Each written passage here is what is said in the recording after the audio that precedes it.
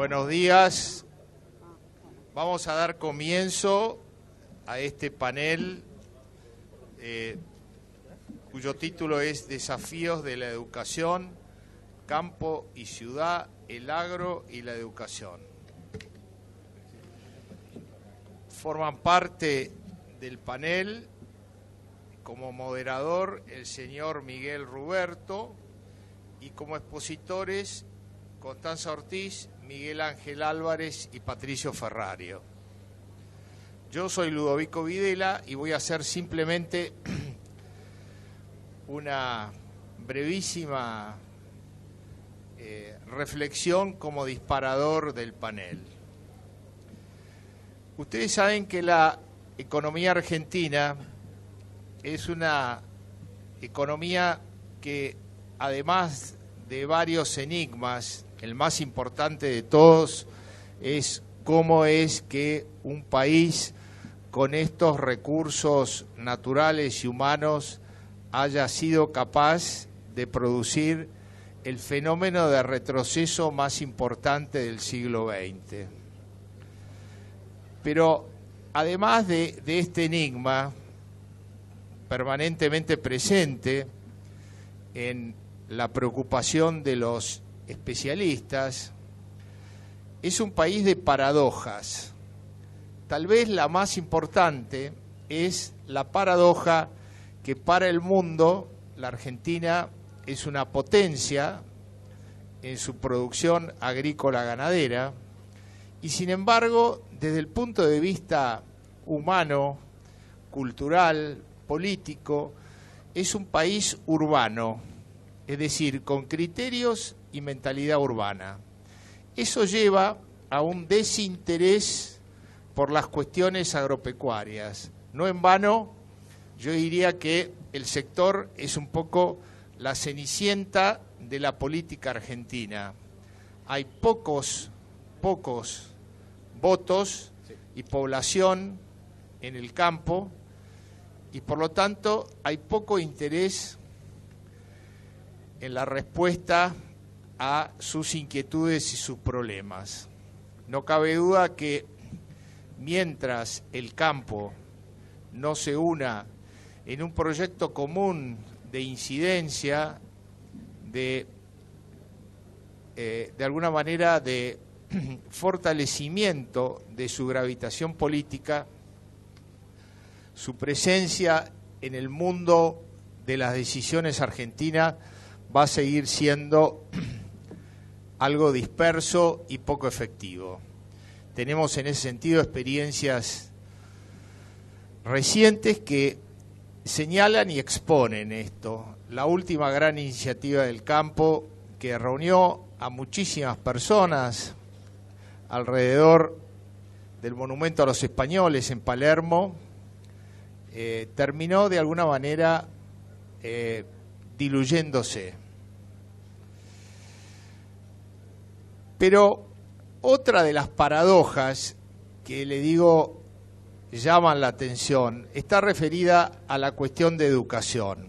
No cabe duda que la educación en nuestro país, la educación urbana en líneas generales, tiene resultados espantosos.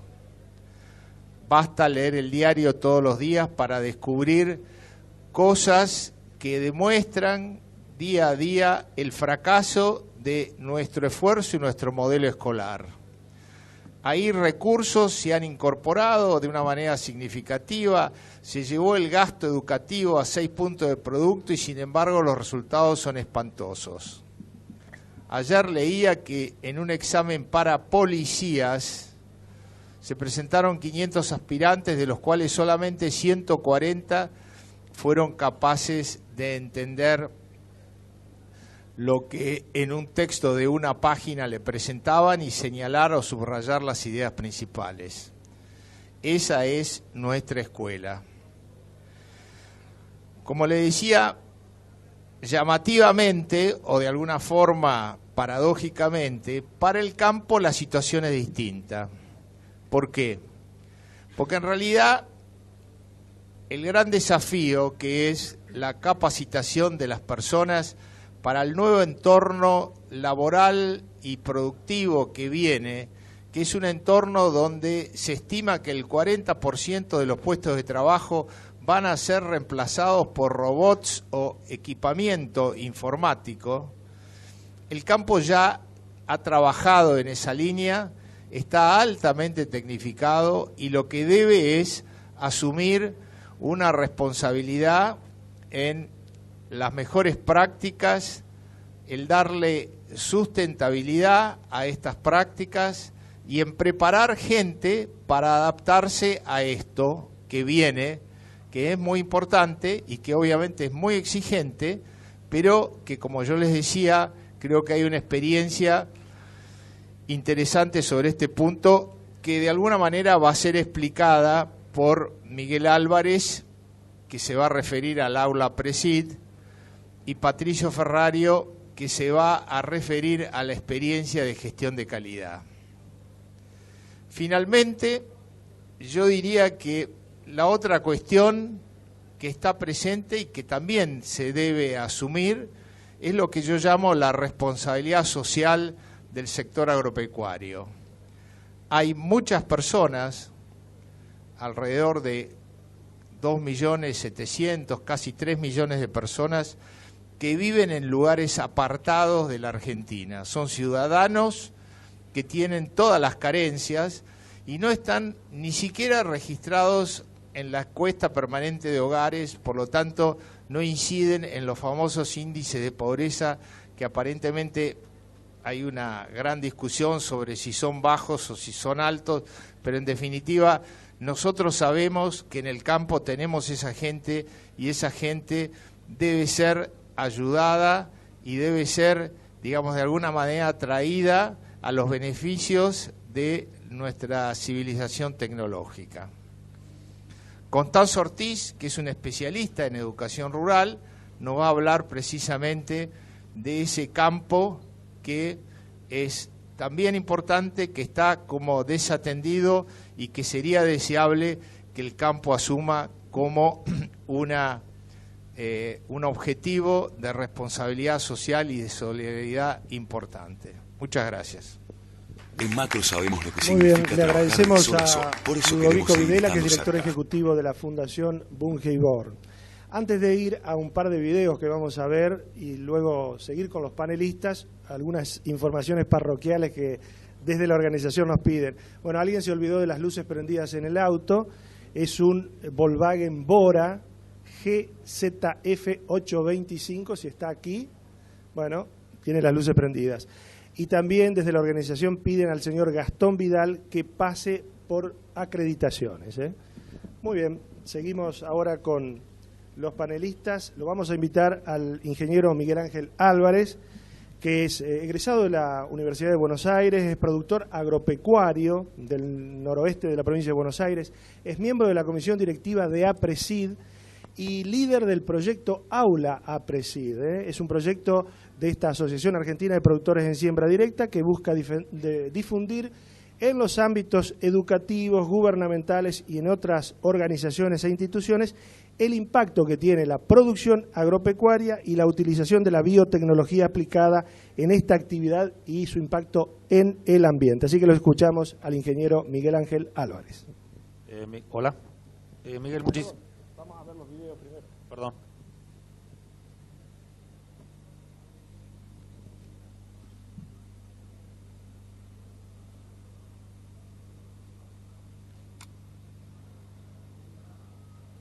En Macro sabemos lo que significa trabajar de sol a sol. Por eso queremos seguir estando cerca, ofreciéndole todas nuestras herramientas financieras para el desarrollo de su campo, los mejores productos, más servicios y toda la experiencia de nuestros profesionales en el área. Sabemos de campo. Hablemos. Tenemos respuestas. Te esperamos en los Centro Banca Empresas. Macro, tu banco cerca, siempre. Todos somos diferentes. Todos somos iguales. En Banco Macro creemos en la diversidad y en el desarrollo con inclusión financiera. Por eso creamos productos y servicios pensados para cada uno de nuestros clientes. Macro, tu banco cerca, siempre.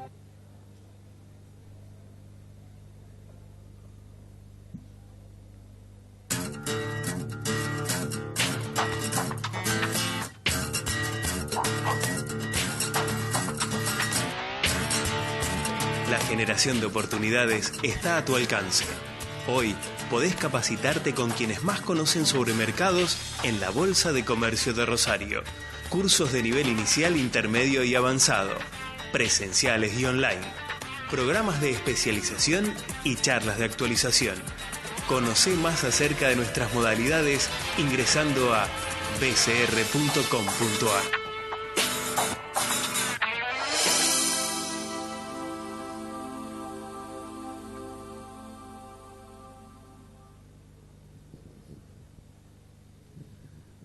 Muy bien, ahora sí lo vamos a escuchar al ingeniero Miguel Ángel Álvarez, que es el líder de lo que se denomina Aula APRESID. Bien, Miguel, muchas gracias. Bueno, buenos días a todos y muchas gracias a Maizar por dejarnos estar acá en representación de APRESID para contar un poco lo que es el proyecto.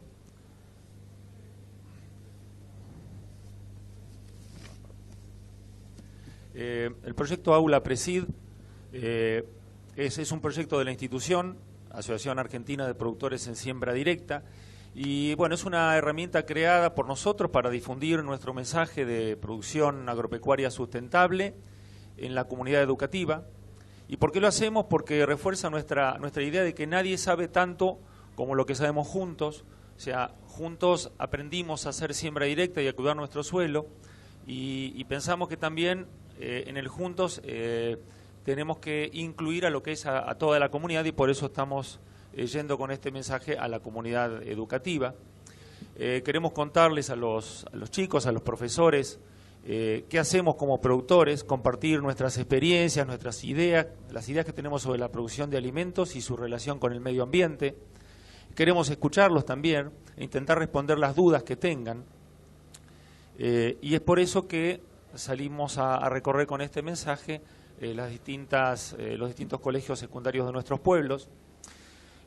¿Cómo surgió esta idea? Hace 5 años, en el encuentro anual que tenemos los socios regionales de APRESID, fue en Melincué, y allí trabajando con Orlando Gutiérrez sobre planificación prospectiva, trabajamos sobre la idea de que la nueva generación o los chicos que conozcan, valoren y acepten el sistema de siembra directa como una forma de producción sustentable de alimentos, fibras y energía, partiendo de una situación de diagnóstico que veíamos en ese momento, que era de desconocimiento, desinterés y mala información o malos conceptos o conceptos sin rigor científico que se habían vertido, y nos propusimos una meta de preparar un mensaje claro, corto y atractivo que incluyera todo lo que implica la producción agropecuaria sustentable y llevarlos a los colegios de nuestra zona.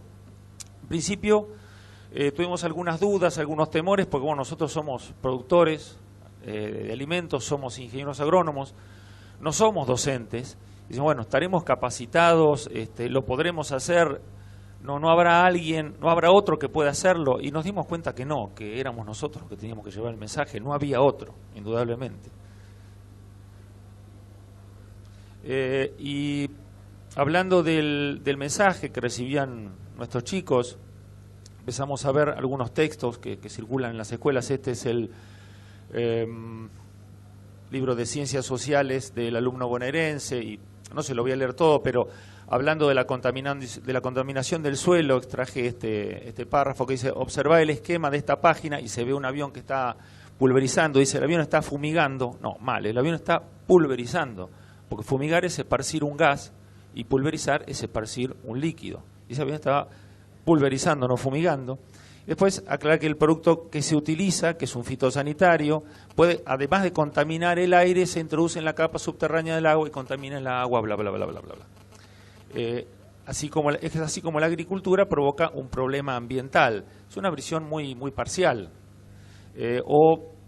Publicaciones de distintas organizaciones gubernamentales, en este caso, en donde podemos ver que hay en el texto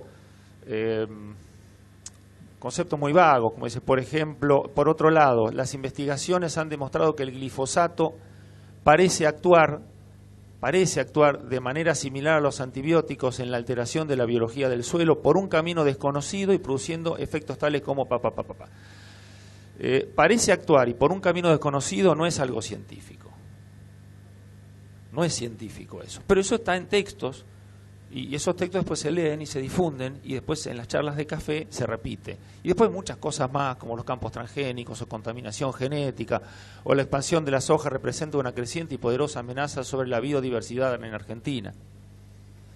Y bueno, y después otra información que anda dando vueltas, las manifestaciones, los comentarios, los periodistas, los libros. Esto fue editado el año pasado, cómo la industria agroalimentaria o alimentaria argentina nos está matando. Y la verdad que yo me siento dolido cuando leo eso, porque yo no trato de matar a nadie cuando hago alimentos. Entonces, hace 5 años, en junio, justamente hace 5 años, armamos un PowerPoint y lo presentamos, bueno, en la primera escuela, que fue la escuela del Alba de Lincoln, una escuela donde asistían mis chicos. Y bueno, ahí probamos que el mensaje realmente era atractivo, interesante, y los chicos se prendían, los chicos y los profesores, ¿no? Se prendían con el mensaje y empezamos a intercambiar y a difundirlo. De hecho, todos los años esta charla se repite en todos los colegios secundarios de Lincoln, todos los años. Hace 5 años que se hace eso, en todas. Hasta en un profesorado que también ahí en Lincoln lo hacemos. Y con mucho gusto, y la verdad que los directivos de los colegios, ¿qué tal, Pilu? ¿Cómo te va? De los colegios nos piden todos los años que volvamos a hacerlo, porque normalmente se hacen para los estudiantes de los últimos cursos, que son los que tienen más manejo de biología y de producción. Y nosotros vamos a los colegios no a dar clases, sino que simplemente a contar lo que nosotros hacemos, lo que aprendimos a hacer en estos 23 años de vida de la institución. No somos profesores de nada, sino que somos productores, que descubrimos las ventajas de una producción sustentable y que queremos compartirla con otros productores y con toda la sociedad. Los objetivos de este proyecto es concientizar acerca del papel central que juega la República Argentina en su rol de productor mundial de alimentos, fibras y energías, y la necesidad de dar respuesta a una demanda creciente de alimentos a nivel mundial. Explicamos la importancia de producir utilizando todos los recursos de la manera más eficiente y sustentable posible. Contribuimos para que la sociedad conozca los sistemas de producción propuestos por todos los que formamos a PRESID y sus beneficios y las consecuencias de una inadecuada implementación. No vamos a defender la mala praxis. Nosotros contamos qué es lo que hay que hacer y, por supuesto, no vamos a defender a quien hagan las cosas mal. Y a su vez promover la aplicación de las buenas prácticas agrícolas y la aplicación de la biotecnología. Hace 5 años que empezamos y ya la charla ha recorrido gran parte de los colegios de nuestras comunidades, en la provincia de Buenos Aires, La Pampa, Neuquén, San Luis, Córdoba, Santa Fe, Entre Ríos. Hemos visitado muchos colegios, hemos estado con muchos chicos y la verdad que la experiencia es muy, muy interesante. Por supuesto que nos requiere mucho esfuerzo, porque esto es un trabajo que hacemos ad honorem y sacándole tiempo a nuestro trabajo. Les resumo un poquitito algunas cosas que decimos, para que tengan una idea de qué contamos en la charla. Bueno, nos presentamos como lo que somos, productores de alimentos, para un mundo en creciente demanda de esos alimentos, y que el 93% de la superficie del planeta no se hace en siembra directa la producción de alimentos y por lo tanto se generan procesos de erosión hídrica y eólica que son los que degradan el recurso suelo, que es el recurso básico para la producción de alimentos. Nosotros les contamos que hace 23 años planteamos otra forma de producir, que es haciendo siembra directa, es decir, sin remover los suelos y dejándolos cubiertos con una cobertura de rastrojo, que es como en realidad están los suelos en su estado natural. Todos los suelos naturalmente tienen una cobertura, tienen una piel natural, que cuando la labranza lo rompe, degrada esos suelos. Y a su vez le contamos que no solamente la siembra directa no solamente es sembrar directamente, sino que es un conjunto de buenas prácticas agrícolas, que son todas estas que están resumidas acá. Les contamos cada una de ellas para que sepan de qué se trata. Y les contamos les mostramos con algunas cosas gráficas cómo ayuda la siembra directa a cuidar el suelo y en algunos casos hasta retener el agua de lluvia. Esto les encanta y es muy gráfico. También hablamos del manejo integrado de plagas. Hablamos de los insecticidas, herbicidas y fungicidas, que son los fitosanitarios, que sirven para proteger los cultivos de sus afecciones. Y bueno, para hacerlo hay que hacer una correcta evaluación de la situación en el campo. Con eso nos permitirá administrar un tratamiento más adecuado. O sea, hablamos de tratamiento y ponemos la figura de un médico ahí como para que vean que el ingeniero agrónomo es lo que hace, se presenta ante un paciente que es el lote y determina qué es lo que hay que hacer. Una forma más amiga de decir, la mejor defensa que tenemos es un buen diagnóstico. Y también hablamos del manejo, porque es un tema que siempre cae, el manejo eficiente y responsable de los fitosanitarios. Y hablamos también de los insecticidas y productos que usamos en nuestras casas, como los fitosanitarios, son potencialmente tóxicos si son utilizados sin los cuidados adecuados, tanto en nuestra casa como en el campo. Por otro lado, no todos los productos químicos tienen un mismo nivel de toxicidad y hablamos de toxicidades también, para que ellos se enteren de qué se están hablando. Los fitosanitarios están diseñados para ser manejados en forma responsable y para pegar en el blanco. El blanco es el cultivo. Si derivan y van a las comunidades, estamos haciendo las cosas mal. Pero también ante el planteo de decir, bueno, reduzcamos su aplicación o no apliquemos, lo que tienen que saber es que si no se aplicaran los fitosanitarios, las malezas, insectos y hongos, ácaros y bacterias se consumirían no menos del 40% de los cultivos si no usáramos los fitosanitarios. Y la humanidad no puede pagar ese costo. Y hablamos de toxicidades, hablamos de toxicidad equivalente, de cosas que hay en nuestras casas y lo comparamos con la toxicidad que tiene el glifosato y ahí hacemos la cuenta de bueno que al final la DL50, que es una medida de toxicidad, es más baja en el glifosato que en la sal, la aspirina o la lavandina, y buscamos otros ejemplos también. Esta es muy interesante porque muestra la evolución de las toxicidades de los productos que usamos desde el año 85 hasta el 2011, no tenemos más adelante, sabiendo que los productos banda roja o color rojo son los más tóxicos y los verdes de menos toxicidad, vemos que a medida que pasa el tiempo, los productos que se usan en la producción agropecuaria han ido disminuyendo su toxicidad. Hoy por hoy es el 85% de los productos son banda verde, es decir que no ofrecen riesgo toxicológico. Y eso es importante saberlo. Y ese es el camino que tiene que tener la producción agropecuaria. También hablamos de organismos genéticamente modificados y de transgénicos y de sus ventajas que implican tener mejores cultivos, con menor desarrollo de maleza y con menor uso de insecticidas. Y resumiendo entonces, las buenas para la siembra directa, las buenas prácticas agrícolas nos van a ayudar a cuidar el suelo por menor erosión, a contribuir a reducir el calentamiento global por menor emisión al consumir menos combustible fósil para hacer las labranzas, brindar alimentos y energía al mundo en forma económica, ambiental y socialmente sustentable y ahorrar agua por menor evaporación. Es decir, que terminamos contando que nuestro principal desafío es aumentar la producción porque la demanda es incesante, pero manteniendo este recurso que es único, no hay más. Y pensando que en poquito tiempo, para el 2050, en lugar de 7.300 millones, vamos a hacer 9.200 millones.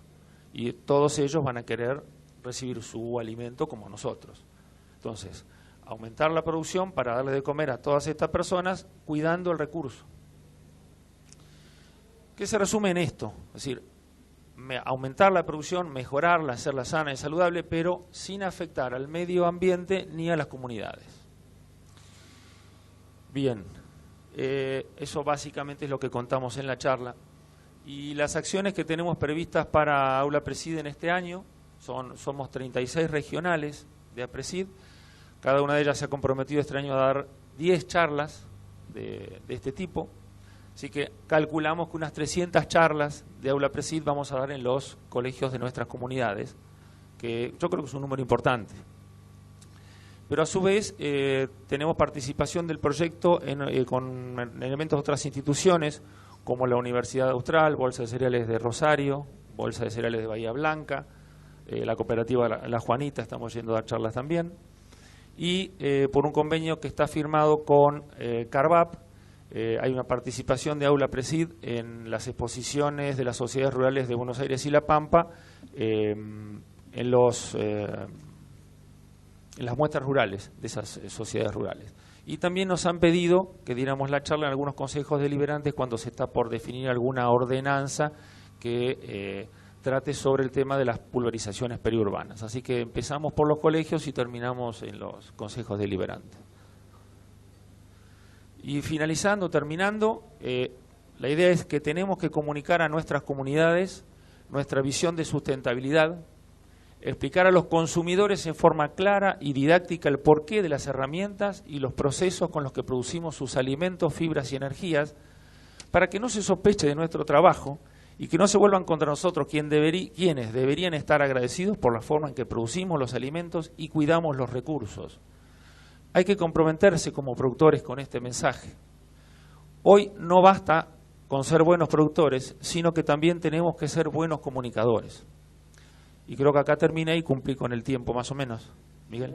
Bueno, gracias. Le agradecemos al ingeniero Miguel Ángel Álvarez. Por supuesto que al finalizar los panelistas van a responder o ampliar todo esto que se está presentando. Bueno, ahora le invitamos a la licenciada Constanza Ortiz, es licenciada en Ciencias Políticas.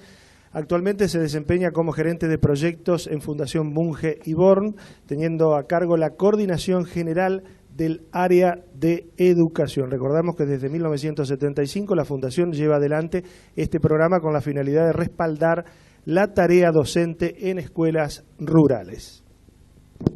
Bueno, muchas gracias. Buen día. Muchas gracias a Martín Fragillo y a Maizar por permitirnos este espacio a la Fundación Bunge y Born para compartir con ustedes los aprendizajes que hemos hecho a lo largo de 40 años de trabajo en el ámbito rural. La Fundación, como parte de su misión, históricamente ha tenido a la educación como uno de sus ejes de trabajo y por las características del propio grupo Bunge y Born en su momento, hemos estado institucionalmente siempre muy vinculados con las escuelas del ámbito rural. Es así que desde hace más de 40 años llevamos adelante este programa que queremos compartir con ustedes. Es un programa que se llama Programa Sembrador, que sostenemos porque en la Fundación creemos en el valor estratégico de la educación y entendemos que, si bien, y acá traje algunos números para en conjunto dimensionar, algunos números que no nos muestran toda la realidad, pero quizás nos ayudan a dimensionarla, que tienen que ver con cuántas escuelas el programa Sembrador se dirige, y lo aclaro, solo escuelas primarias rurales, y entonces estamos hablando que a nivel país tenemos aproximadamente unas 10.000 escuelas rurales, que significan casi el 50% de las escuelas primarias del país. Entonces, en términos de cantidad de instituciones, es una cantidad muy importante. Sin duda, estamos hablando de escuelas chicas, porque si miramos el segundo gráfico que se refiere a los alumnos, las escuelas rurales están brindando educación a casi 500.000 de chicos, a 500.000 alumnos. Esto implica, en términos de la matrícula a nivel nacional, de un aproximado 10%. Esto se refiere a algo que el doctor Videla mencionaba al principio, y que estamos hablando de parte del sistema educativo, pero una parte en términos de alumnos muy chica, pero que sin embargo está y que tienen este derecho a la educación y de calidad, del que seguramente todos estamos de acuerdo. También hay que tener en cuenta que las escuelas están distribuidas en todo el país, muchas de ellas están muy dispersas, están aisladas, geográficamente aisladas y con difícil acceso, y tienen una distribución muy desigual en las distintas regiones, con una concentración clara en el NEA y en el NOA, donde también todos sabemos que hay ciertos valores, indicadores socioeconómicos que muchas veces complican la situación de estas comunidades. ¿Qué hacemos desde el programa Sembrador? El programa Sembrador, como les dije, tiene más de 40 años, sin embargo, hace 6, 7 años nos volvimos a preguntar qué podíamos hacer estratégicamente. Creemos desde la Fundación Bungiborn que el sector privado tenemos la responsabilidad de pensar cuál puede ser nuestro aporte estratégico en el marco de un sistema que tiene sus propias autoridades y su propia dinámica. Y en ese sentido nos preguntamos sobre el diagnóstico, sobre cuáles eran los problemas y cuáles creemos siguen siendo los problemas. En su momento pensamos y definimos ciertos problemas a los cuales queríamos colaborar y trabajar sobre ellos.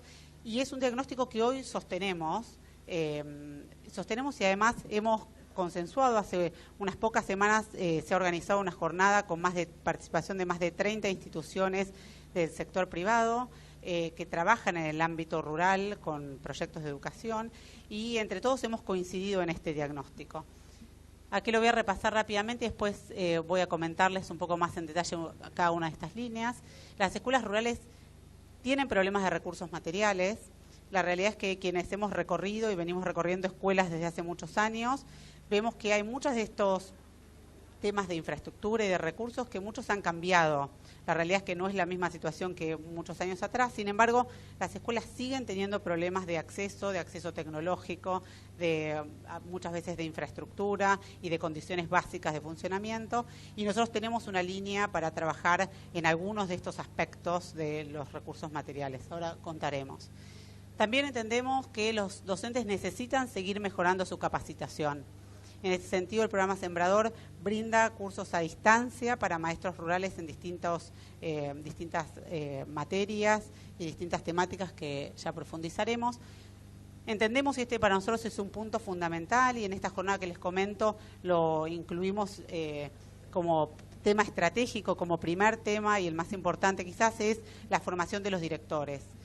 Esto no es exclusivo de la ruralidad, pero entendemos que, dadas las características que antes decíamos de aislamiento, entendemos que es estratégico pensar en la formación específica de los directores de las escuelas, sobre todo esta formación en gestión pedagógica. Y las escuelas tienen algunos desafíos que requieren acompañamiento, algunos desafíos que en algún sentido son exclusivos de la ruralidad. Las escuelas rurales, como seguramente muchos de ustedes saben, muchas veces tienen esto del plurigrado, o sea, tienen chicos que cursan el mismo grado con la misma maestra en simultáneo.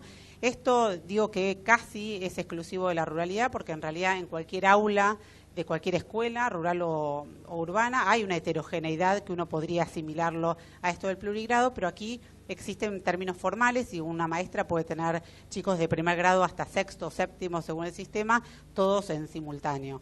Esto le incluye, le presenta a los docentes un desafío extra que entendemos requiere un acompañamiento. Lo mismo que este aislamiento que decía al principio, y por esto hablaba de la ubicación también de las escuelas.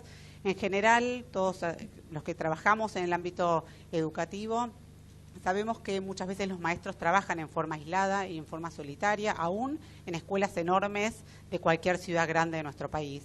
Sin embargo, acá hay un aislamiento también geográfico y quizás una imposibilidad a veces real de poder reunirse con otros para trabajar en conjunto.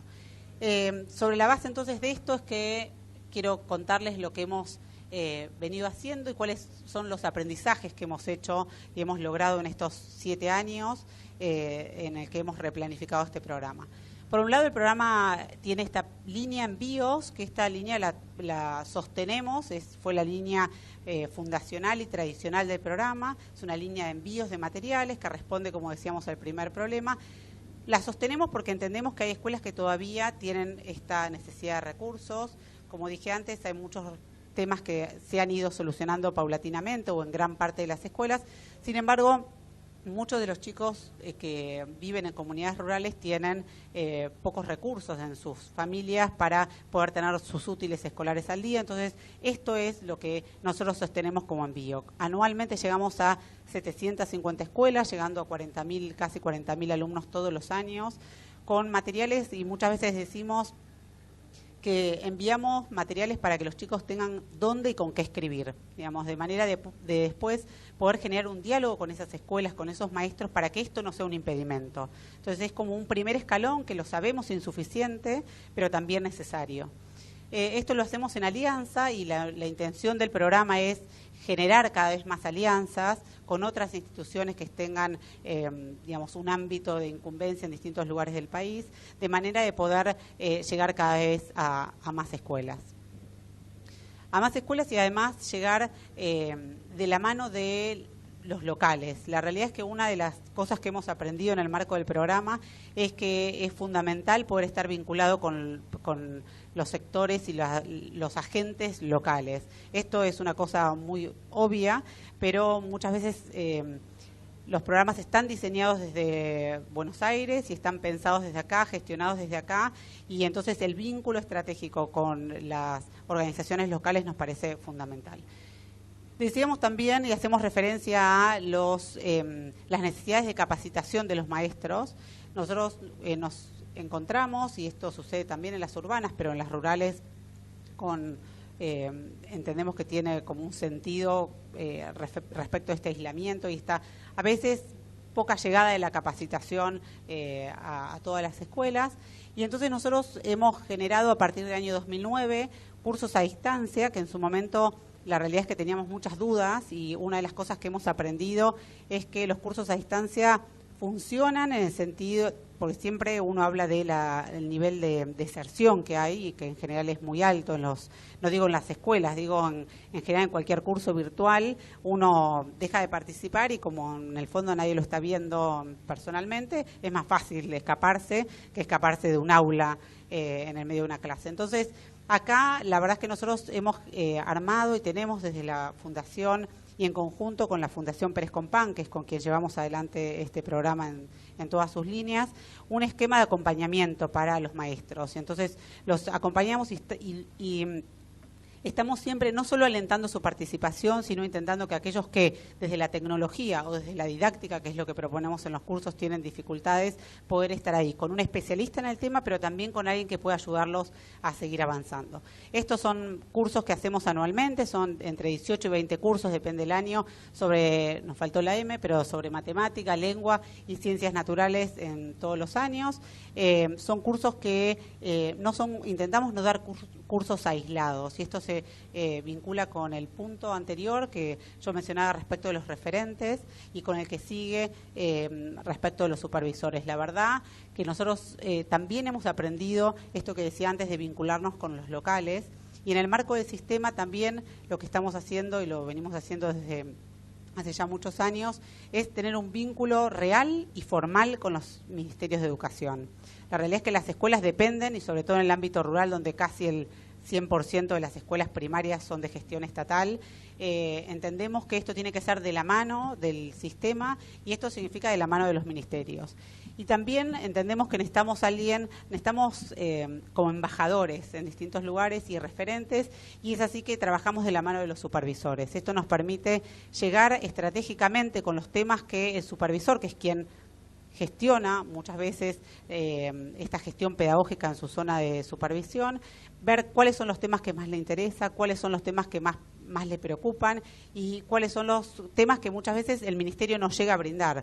Muchas veces los ministerios brindan capacitación en algunas temáticas y nosotros intentamos llegar de manera complementaria. Hemos llegado en estos años a más de 3.500 docentes en 10 provincias del país, y como decía, de la mano de los supervisores. A partir del 2009, cuando les contaba, empezamos con los cursos a distancia, entendimos esto. Al principio ofrecimos cursos dispersos para cualquier docente del país que quisiera inscribirse en el marco del programa, y la verdad es que después nos dimos cuenta que tenía mucho más sentido intentar colaborar en generar comunidades de práctica, comunidades de aprendizaje locales. Fue así que empezamos a trabajar de la mano de los supervisores e inventamos este curso de gestión. Es un curso que ofrecemos en Buenos Aires durante 10 días. Becamos entre 40 y 50 directores y supervisores de distintos lugares del país. Las fundaciones pagan en su totalidad los gastos que esto implica. Y lo que intentamos son dos objetivos. Uno es ofrecerles herramientas de gestión de gestión pedagógica, de administración de sus zonas de supervisión y de sus escuelas, pero también queremos y hemos ido generando en todos estos años, teniendo hoy 70 supervisores y 174 directores que nos conocen el programa, que conocen a las instituciones, que nosotros los conocemos y tenemos de alguna manera muchos referentes del sistema con quienes seguir trabajando. Es de la mano de ellos que llevamos adelante los cursos a distancia y todas las otras acciones que ofrecemos.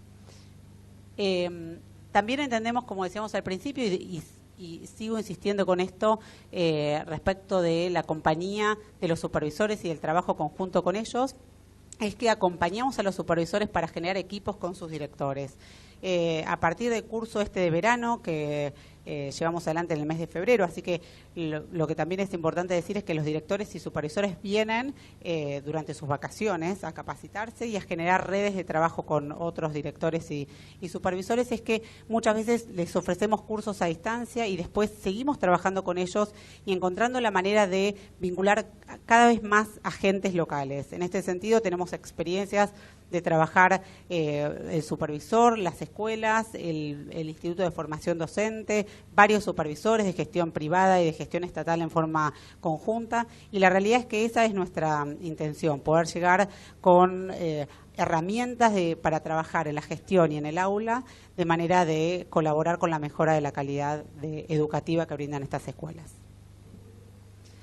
Esto es todo, simplemente agregar que hemos en estos años aprendido estos ítems que fui mencionando, que me parece importante recapitular. El primero es que nos parece importante que desde el sector privado, pensar estratégicamente dónde uno puede hacer un aporte que potencie lo que los ministerios ya vienen haciendo y llegar ahí donde los ministerios muchas veces no llegan o en los temas en los que no llegan. Trabajar los temas de gestión, nos parece, y retomo esto de la jornada con más de 30 instituciones vinculadas con el agro, que el tema de la formación de los directivos en gestión pedagógica nos parece un aspecto fundamental, y el trabajo de la mano de los referentes del sistema. En ese sentido hemos tenido muy buenas experiencias y nos parece algo a contemplar. Muchas gracias. Muy bien, le agradecemos a Constanza Ortiz, que es directora de proyectos de la Fundación Bunge y Born. Bueno, ahora vamos a compartir una interesantísima experiencia que ya tiene más de 30 años. Es la Escuela Agropecuaria de Tres Arroyos. Está Luis Patricio Ferrario, que está desde la fundación, fue director durante muchísimos años, 3 décadas. Hoy coordina esta escuela, que como dato tiene 1000 estudiantes en los 3 niveles, hay 300 personas que trabajan allí, tiene el 30% de los estudiantes becados, así que creo que es una linda forma de conocer lo que se hace en el interior de nuestro país.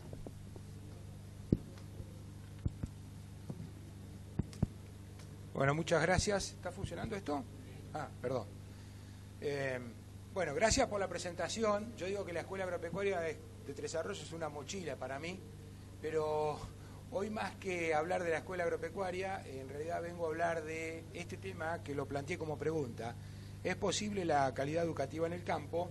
Y la respuesta que intentamos dar desde el año 2006 con el proyecto Alfredo Hirsch, que ha creado una red de escuelas muy preocupadas por la calidad.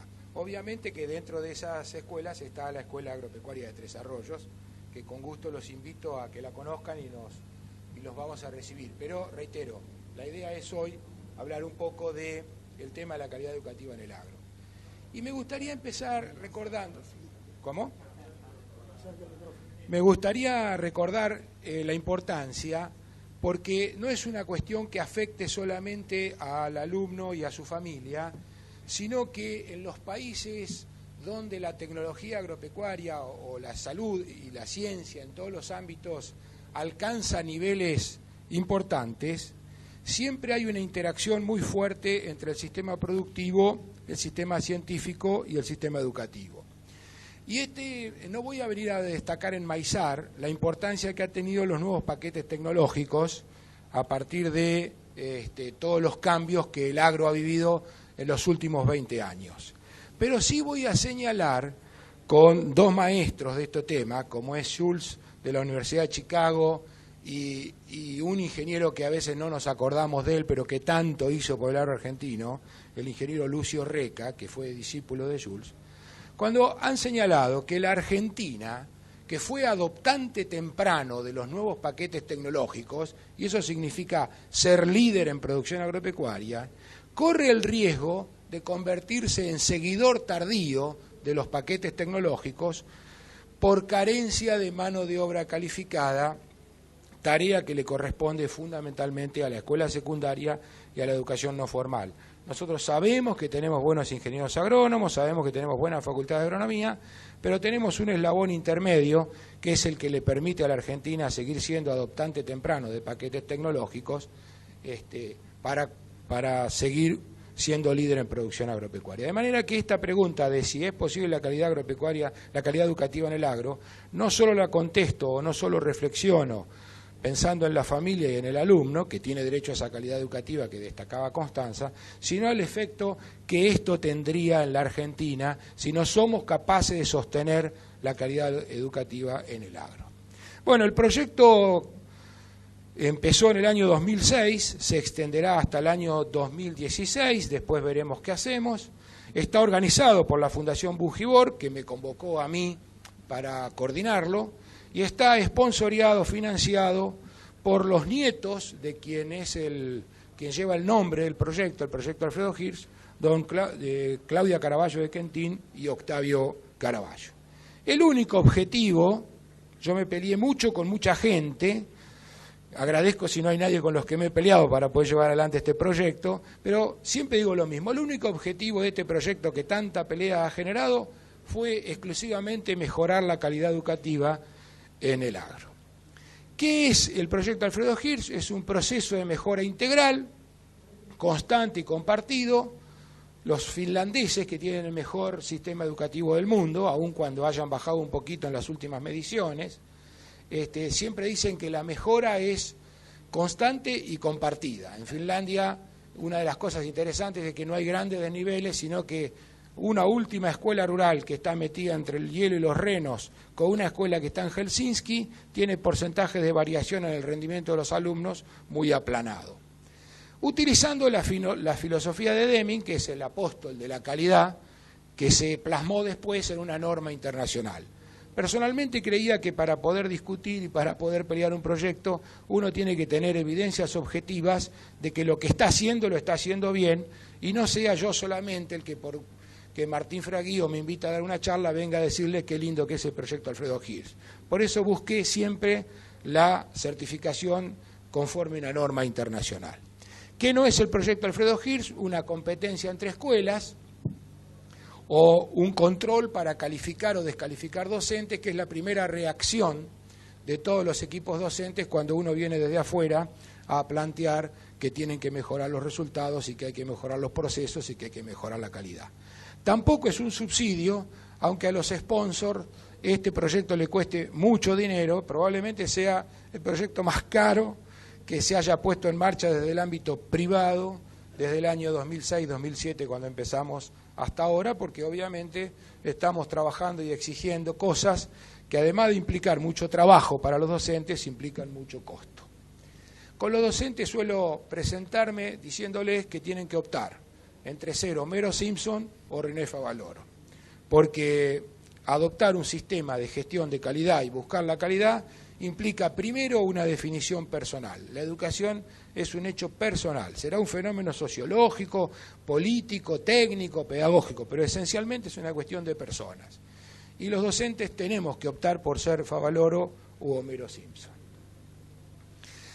Además, asumir que un proceso de mejora en una escuela es mucho más complejo que un proceso de mejora en una institución como puede ser una empresa, que tiene indicadores precisos, fundamentalmente rentabilidad, alguno más si quieren, por supuesto una empresa no solo procura la rentabilidad, pero una escuela es mucho más complejo, y por eso recuerdo a este profesor Jackson que dice que la mejora se parece más al vuelo de una mariposa que a la trayectoria de una bala, o en todo caso, los amigos de Maizar y de Asagir lo van a saber, el proceso de mejora tiene una fórmula circular, tal como la diseñó en su momento Deming,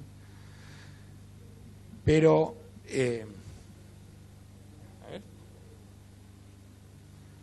este proceso, este proceso en espiral, en forma redondeada, como crece una flor, como crece una cabeza de girasol, como puede crecer una rosa en todo caso. Bueno, les decía que iniciamos proceso de mejoras con 10 escuelas seleccionadas en distintos lugares de la Argentina, conforme la norma ISO 9001 en su versión 2008, cambia el año que viene a la versión 2015, con lo cual vamos a tener también ahí alguna modificación que adoptar. ¿Quiénes son las partes en este proceso? Bueno, todo nace por los sponsors, Claudia y Octavio Caraballo, que aportan los fondos para que la Fundación Bungibor me pueda convocar a mí. Nosotros seleccionamos las escuelas por medio de un jurado independiente, Fernando Vilella, ex decano de la Facultad de Agronomía de la UBA, Juan Liach, ex ministro de Educación de la Nación y actual profesor en el IAE, y Alfredo Van Gelderen de la Academia Nacional de Educación. Se eligen las escuelas que voluntariamente se presentan, trabajo con ellas más o menos durante 2 años. Cuando ese proceso está terminado, se convoca a un ente certificador de origen noruego, que es DNB, que a su vez está acreditado ante un ente acreditador de origen holandés, el RBA en este momento, en otro momento era el OA, cuando el euro era muy caro, y finalmente todo eso se hace conforme a la norma que elabora ISO. Lo destaco mucho porque los queridos paisanos del campo, a mí me dicen, ahí viene el hombre de la ISO, como que llego con un portafolio y vengo a revisar escuelas, y en realidad el sistema es bastante más complejo, ¿no es cierto? Adaptar una norma internacional a la realidad local. ISO es un organismo internacional, no quiere decir Organización Internacional de Estándares, es una coincidencia. ISO en realidad viene del griego, ISO igual para todos, ¿no? Es la idea de tener una norma internacional que abarque a todos los países y a todas las actividades humanas. Tiene sede en Ginebra, está constituido por todos los países del mundo, los mundos civilizados, digamos, más del 90% del planeta Tierra está representado ahí.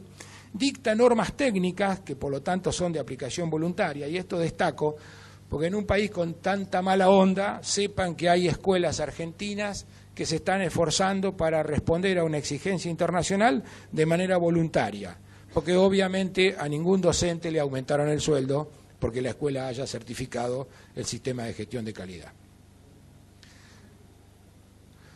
Como dato anecdótico, no se asusten, no sé si se ve desde atrás, pero cuando a mí me dicen que someter las escuelas a la norma internacional es someterla al capitalismo yanqui, qué sé yo, todas las cosas que se dicen en la Argentina cuando uno quiere innovar, siempre muestro esta carta.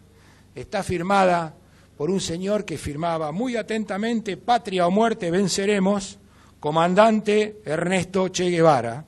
Pero la carta del Che Guevara está fechada en Cuba, es el pedido del Che Guevara pidiendo ingresar la República de Cuba a la Organización Internacional ISO. Con esto lo que intento demostrar es que detrás de la norma ISO no hay ninguna cosa rara, ni ningún negocio raro, ni nada por el estilo.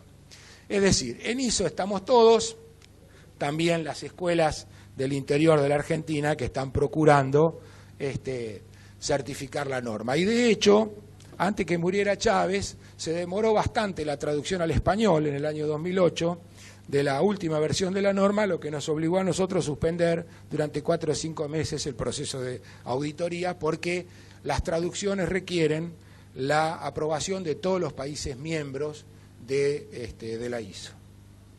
¿Cómo empieza esto? Dura 2 años. Primero se abordan los temas de tipo filosófico, misión, valores, la definición de calidad educativa. Todo eso después se debe reflejar en un manual. Finalmente pasamos al curso de auditores internos. Cuando tenemos docentes capacitados en el uso del manual, iniciamos el proceso de auditorías internas y auditorías entre escuelas. De allí van a aparecer cosas que no están bien. Si se mejora es porque aparecen cosas que no están bien. Vamos a las nuevas auditorías. Recién después de 2 años se va a ver al ente certificador. El ente certificador hace una preauditoría, una visita inicial, y después finalmente, si salen las cosas bien, se hace la auditoría de certificación, que dura 3 años. Todos los años hay una auditoría de mantenimiento y después una auditoría de certificación. Los 8 principios de la calidad son los 8 principios que inspiran el proyecto. Como verán, no hay nada absolutamente raro, ni ajeno, lo destaco, ni ajeno a la actividad educativa propiamente dicha. Después en las preguntas, si quieren, profundizamos. Y lo que sí me interesaría es señalar que son 3 circuitos de evaluación. Evaluación de primera parte, es la que hace la propia escuela. Después de hacer el curso de auditoría interna, no es juntarse en una silla y decir, che, ¿cómo andamos? Bien, todo divino, sino que hay que trabajar con protocolos.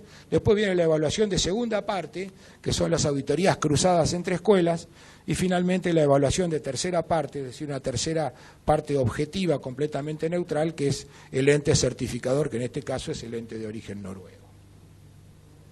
Bueno, la filosofía es cooperar con la calidad y competir con la identidad para que cada escuela pueda efectivamente aportar lo suyo, utilizando una herramienta internacional como la norma ISO 9001. Los círculos rojos son escuelas que ya están certificadas. Los círculos negros son escuelas que intentaron certificar y no pudieron hacerlo. Yo voy a nombrar nada más que las escuelas certificadas, porque sería de mal gusto contar a quién no le fue bien en el examen, digamos, ¿no? De cualquier forma, el proyecto mantiene la puerta abierta y si alguna escuela quiere recomenzar el camino, con todo gusto lo haremos. Entre signos de interrogación, la escuela de Tucumán, porque fue una escuela que perdió la certificación en una auditoría y ahora está intentando recuperarla. Empezamos por el norte, Instituto Línea Cuchilla, Colegio de la Comunidad Suiza, gestión privada, origen religioso, porque son los calvinistas. Parece que tenemos que cambiar la pila, insisto, escuela privada religiosa. La Escuela de Agricultura y Sacarotecnia de Tucumán, dependiente de la Universidad Nacional de Tucumán, fundada nada menos que por don Domingo Faustino Sarmiento. Valle de Calingasta, escuela privada dependiente de la Universidad Católica de Cuyo, el Colegio Agropecuario de Barrial. Como verán, hay distintas producciones, ¿no? El Colegio de Barrial está haciendo vitivinicultura y hay alumnos que están haciendo degustaciones. El Colegio de Montebuey, una escuela de gestión privada, laica, sostenida por la propia comunidad.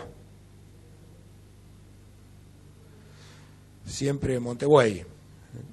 Escuela muy preocupada por el agregado de valor en origen. Esto lo señalo porque la calidad no es dueña de nadie, es gestión pública, Escuela Agropecuaria de Jovita, dependiente del Ministerio de Educación de Córdoba.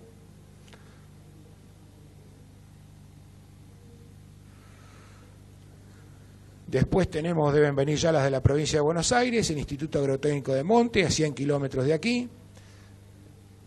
La escuela dependiente está de gestión pública universitaria, la de Inchausti, depende de la Universidad Nacional de La Plata.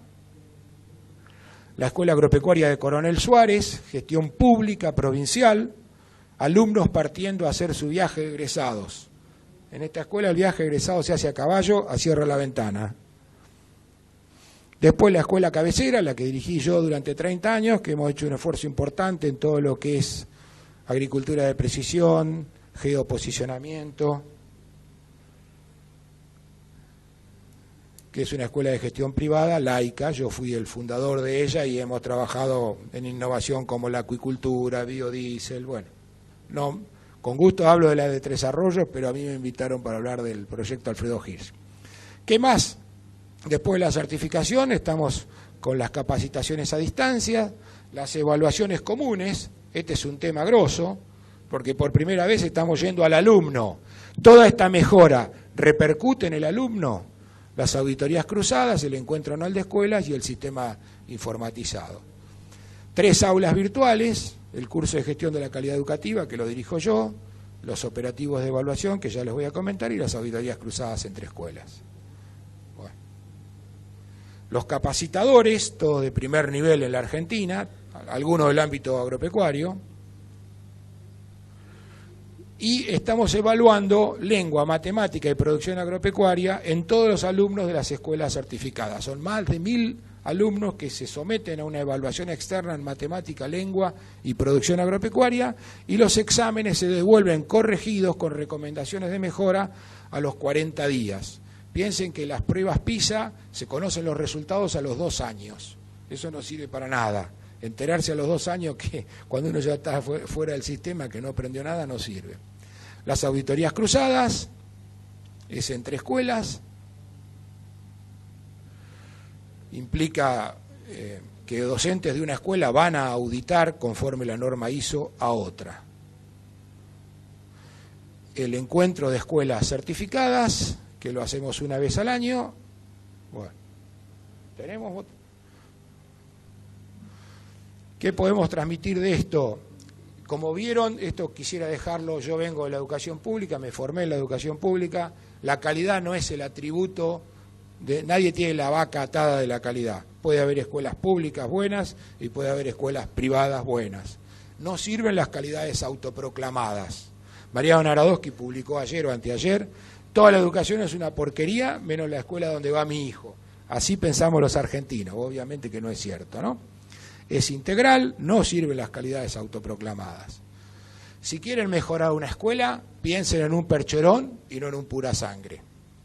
Si quieren mejorar una escuela, saben cómo trabaja un percherón y cómo trabaja un pura sangre. El pura sangre corre bien 1000 metros. El percherón trabaja todo el día y durante mucho tiempo. Se afirma en una pata y tira. Un proceso de mejora integral como esto lleva 2 años. La sorpresa fue que se vencieron los 2 años y todas las escuelas que lograron la certificación pidieron continuar. Ese es el mensaje positivo. El negativo, los que patinaron, solamente uno quiso volver. Los demás se enojaron con el referí. ¿Se entiende? Los demás se enojaron con el referí. Trabajar con los equipos, no solamente con los directores. Tener en cuenta todas las miradas, de esto habló ya Constanza, no me voy a detener.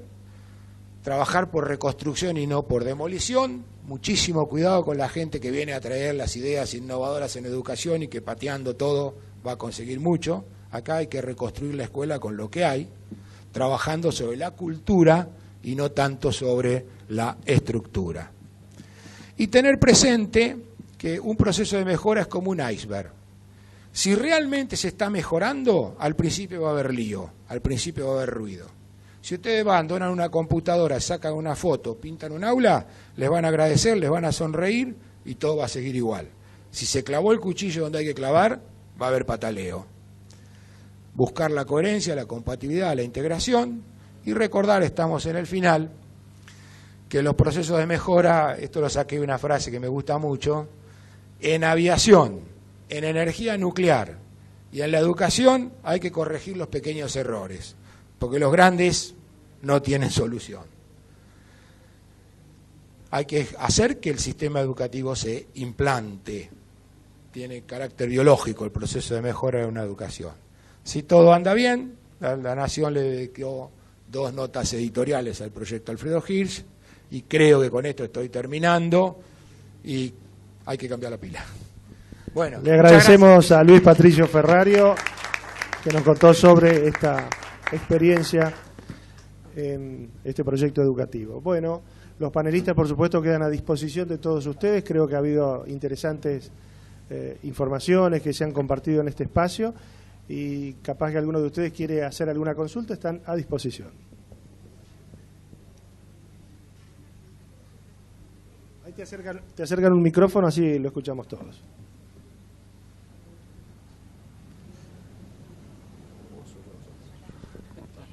Discúlpeme, buenas tardes, buenos días. Para el señor que no recuerdo su nombre, de la certificación.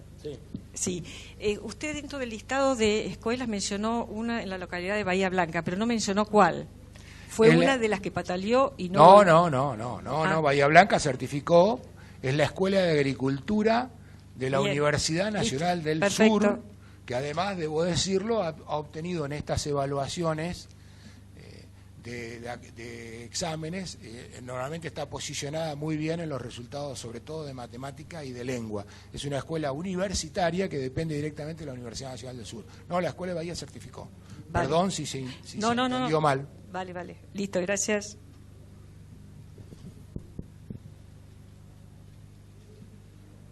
El proyecto puede ser para cualquier colegio que tenga, por ejemplo, el ciclo básico, como es ahora en la provincia de Buenos Aires, que va hasta tercer año y nada más, o solamente es para los que tienen todo el ciclo completo hasta quinto año?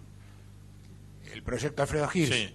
El proyecto Alfredo Hirsch lo que pide es que la modalidad sea agropecuaria o de procesamiento de alimentos, porque hay una gran dispersión en los títulos y a veces es técnico agropecuario, otras veces es bachiller agropecuario. Es decir, que tenga alguna vinculación con el agro por una decisión de los sponsors del proyecto, que son Octavio y Claudia Caraballo, que son los dos productores agropecuarios, ¿no? Perdón, no se pueden hacer dos preguntas, pero por ejemplo, una escuela de concentración absolutamente rural con chicos de zona rural y demás, pero que no tenga un título agropecuario, no, entonces no estaría no, en principio no entraría, tendría que estar registrada ante el INET como escuela de modalidad agrotécnica, en cualquiera de sus títulos.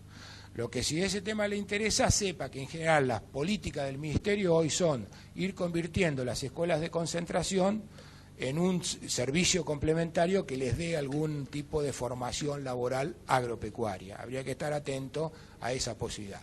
Y la segunda cuestión es que los sponsors y la organización decidan abrir, porque en realidad hubo dos convocatorias. En la primera yo fui muy rápido, en la primera se presentaron 53, se eligieron 12 y solo 6 lograron la certificación. En la segunda se presentaron un número, no me acuerdo el número, pero se eligieron, el jurado eligió a 6 y terminaron certificando 2. En realidad en este momento en la Argentina hay 10 escuelas argentinas agropecuarias certificadas. La decisión de abrir o no el proyecto no pasa por mí.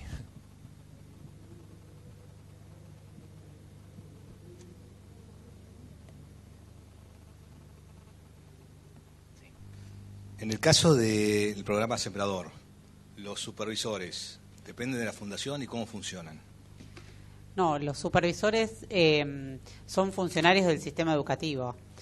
Todo el sistema educativo tiene supervisores que se llaman diferente quizás en algunas provincias, pero son supervisores que tienen cierta región a cargo, un distrito o una zona a cargo, entonces tiene a cargo la supervisión de todas las escuelas que se encuentran en ese ámbito. Generalmente hay supervisores de nivel primario y otros de nivel secundario, y después hay de materias especiales. Son funcionarios del sistema educativo. Así es con ellos con quienes trabajamos, por eso yo decía que en el marco del programa Sembrador, una de las decisiones estratégicas que tomamos fue justamente trabajar de la mano de estos referentes que se han convertido en esto, en referentes y en agentes, en esto de que uno siempre intenta dejar capacidad instalada, que uno habla de esto. Bueno, lo que nosotros intentamos es trabajar con quienes definitivamente tienen día a día el desafío de colaborar y trabajar con sus escuelas para acompañarlas en el proceso de mejora. Entonces, con ellos, con quienes trabajamos, en el marco de sus programas de mejora, es que se deciden ellos con sus directores qué temáticas van a trabajar en el marco del programa Sembrador. No sé, perdón, si eso responde a su pregunta. Otra pregunta. Quería preguntar, en los cursos de educación a distancia, ¿qué materias se dan? Y si hay materias, además de agrícolas, si hay historia, lenguas. No sé si se refiere al programa Sembrador o al programa... ¿No se escuchó la última parte? A los que usen el sistema de educación a distancia. Bueno, los dos programas tienen por eso. El programa de Sembrador tiene los que mencionamos, son para docentes de escuelas rurales primarias, y lo que ofrecemos son cursos de matemática, de lengua y de ciencias naturales. Exacto. Después, en el marco del programa Alfredo Hirsch, hay otro nivel de oferta, otro tipo de oferta. Sí, la red de capacitación a distancia Alfredo Hirsch tiene fundamentalmente todo lo que es procesos de mejora de la calidad, obviamente calidad que se tiene que reflejar en los aprendizajes de los alumnos, por lo tanto hay referencias a la mejora en la enseñanza y en los aprendizajes, pero la red es cerrada, requiere acreditación y requiere que la persona que ingrese tiene más de 10.000 accesos, pero tienen que ser docentes que estén trabajando en alguna de las escuelas certificadas, porque todo se hace con el sistema, la nomenclatura y los códigos propios de la norma ISO. Allá en el fondo había una consulta más. Perdón. ¿Se la paso? No, hágalo usted. Una preguntita cortita. Para el ingeniero Álvarez de APRESID, para los productores que no somos socios de APRESID, ¿podemos contar con esa presentación para difundir en los colegios que van nuestros hijos? Sí, buen día. Buenos días, disculpe. Normalmente el mensaje es de APRESID, lo llevan los socios, pero si vos te pones en contacto con alguna regional, con algún socio de APRESID, lo podemos hacer, ¿sí? ¿Lo puedo conversar con la regional de Bahía Blanca? Totalmente. Totalmente. Gracias. Sí, gracias. Ahí en el fondo una pregunta más. Sí, para Aula APRESID. ¿Han tenido contactos con ministerios de educación provinciales para poder llevar este mensaje más masivamente? Y si tuvieron contactos, ¿cuál fue esa receptividad o experiencia?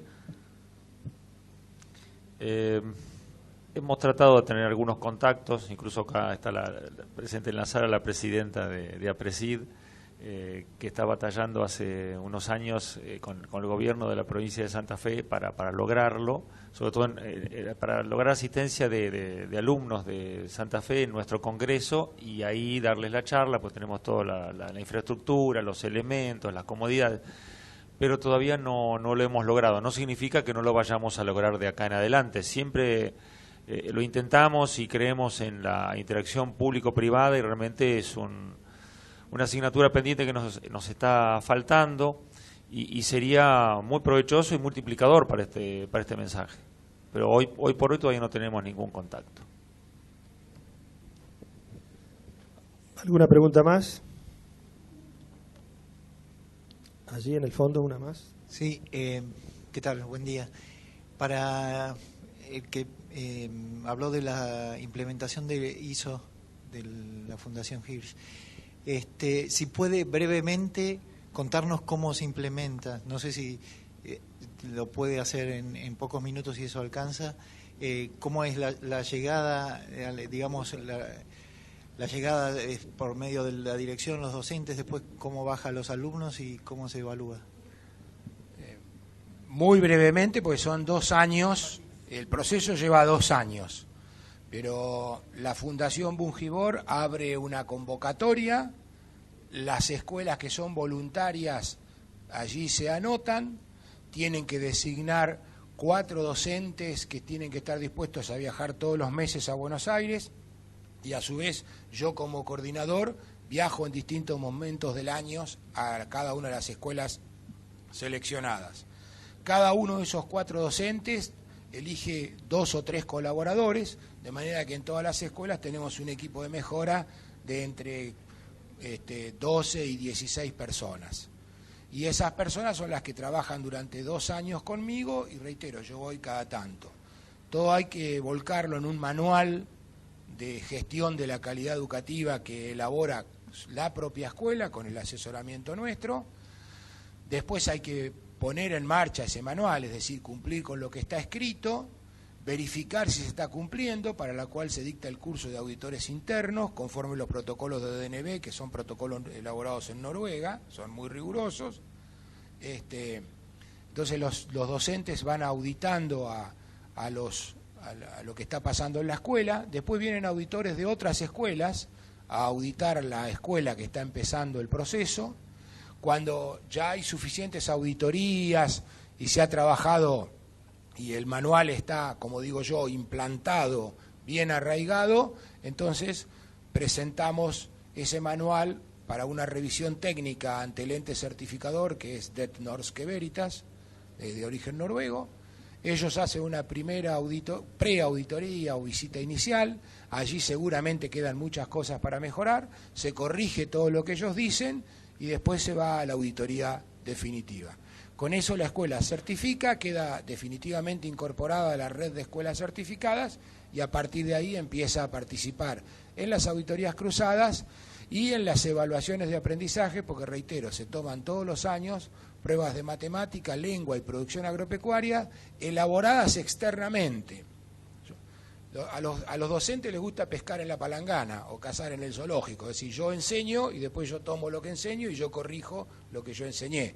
Aquí es al revés, enseña uno, pero el que viene a evaluar lo que han estado aprendiendo los alumnos, y todos, no solamente el mejor, sino que deben presentarse todos los alumnos de la escuela, el de mejor rendimiento y el que tiene más para mejorar.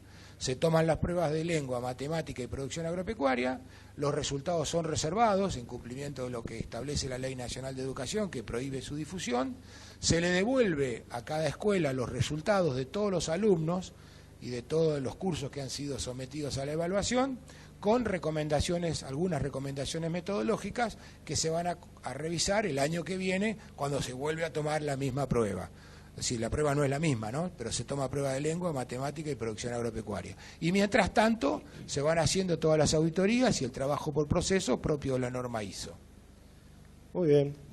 Perdón, y a su vez se vuelve a rehacer el manual y así sucesivamente. Exactamente. Justamente el año 2015 cambia la norma ISO 9001, con lo cual hay que revisar íntegramente el manual. De cualquier forma, los auditores, en todas las auditorías siempre salen cosas para mejorar. Esas cosas para mejorar tienen que quedar escritas. ¿A dónde quedan escritas? Normalmente en el manual o en algún documento paralelo o derivado de ese manual. Por lo tanto, el manual está en permanente revisión. Muy bien, les agradecemos a todos haber participado, a Constanzo Ortiz, a Luis Patricio Ferrario, a Miguel Ángel Álvarez, a Ludovico Videla, y a todos ustedes por haber estado participando de este panel tan interesante que es el agro y la educación. Muchas gracias.